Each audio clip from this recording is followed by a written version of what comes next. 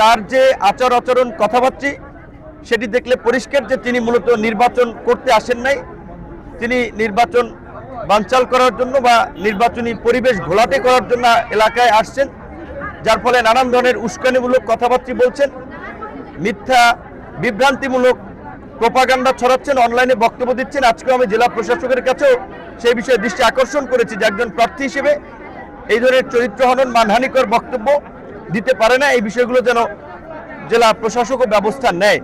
কারণ আপনি জানেন যে এখানে বিএনপি এই যুগপৎ আন্দোলন থেকেই তার মিত্রদেরকে আশ্বস্ত করেছে, জাতীয় পর্যায়ে তারা পরিষ্কারভাবে বলেছে যে বিএনপি যদি নির্বাচনে জয়লাভ করে তারা যুগপৎ আন্দোলনের মিত্রদেরকে নিয়ে সরকার গঠন করবে। এমনকি মিত্ররা যদি নির্বাচনে জয়লাভও কেউ না করে তাদেরকেও সরকারে রাখা হবে। তো বিএনপির এই ভালো উদ্যোগে সাড়া দিয়েই কিন্তু আমরা বিএনপির সাথে অ্যালায়েন্স করে নির্বাচন করছি। আগামী 26 তারিখ বিএনপির চেয়ারম্যান জনাব তারেক রহমান দীর্ঘ 18-19 বছর পরে বরিশাল সফরে আসছেন।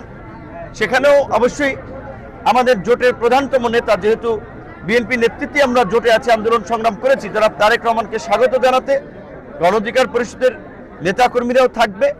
তো এই বিএনপির মহৎ উদ্যোগকে নস্যাৎ করার জন্য আমরা দেখেছি কিছু কিছু জায়গায় জোটের আসনে বিএনপির বিদ্রোহী প্রার্থী হয়েছেন, তাদেরকে দল থেকে বহিষ্কার করা হয়েছে।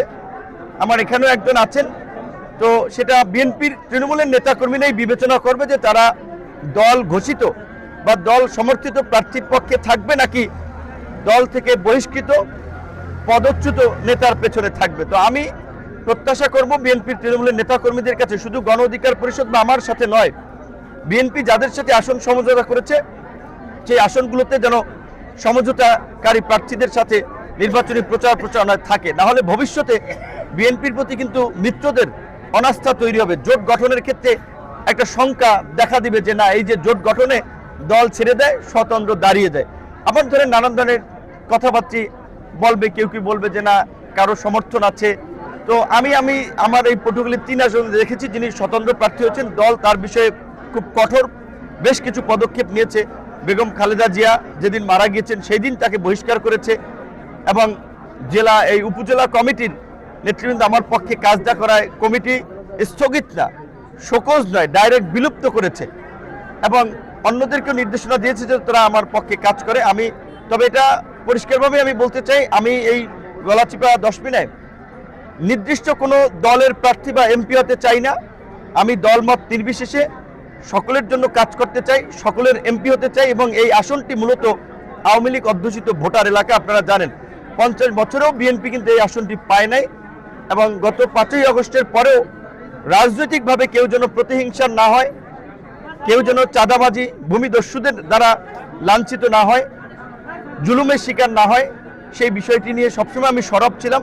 আশা করি দলমত নির্বিশেষেই পটুয়াখালী 3-এর মানুষ 12 তারিখ ট্রাক প্রতীকে ভোট দিয়ে আগামীর নতুন বাংলাদেশে আমাদেরকে সংসদে পাঠাবে ইনশাআল্লাহ। আমার একটা স্মার্ট সিদ্ধান্তে 25% গ্যাসের খরচ কমেছে। ভাবছেন কিভাবে? সাধারণ গ্যাস স্টোভ বদলে আমি এনেছি আরএফএল গ্যাস স্টোভ। এর সাইন্টিফিক নজল ও ব্রাস বার্নার ক্যাপ সমানভাবে তাপ ছড়িয়ে রান্না করে দ্রুত, তাই গ্যাসও বাঁচায় 25%, টাকাও বাঁচে 25%। আরএফএল গ্যাস স্টোভ নিরাপদ ও গ্যাস সাশ্রয়ী।